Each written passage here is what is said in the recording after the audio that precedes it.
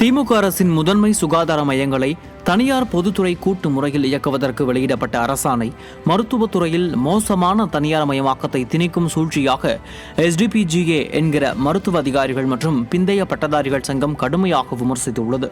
மேலும் இந்த அரசாணை மக்களின் சுகாதார உரிமைகளை தனியார் நிறுவனங்களின் லாப வெறிக்கு தாரை வார்க்கும் முயற்சியாக உள்ளதாக சங்கம் குற்றம் சாட்டியுள்ளது. இதை தனியார் நிறுவனங்களுக்கு தாரை வார்ப்பது மருத்துவத்தை முழுமையாக தனியார் மயமாக்குவதற்கு வழிவகுக்கும். இது மக்களின் அடிப்படை சுகாதார உரிமைகளை பறிக்கும் திமுக அரசின் மக்கள் விரோத நடவடிக்கையாகும் என SDPGA அமைப்பு காட்டமாக தெரிவித்துள்ளது.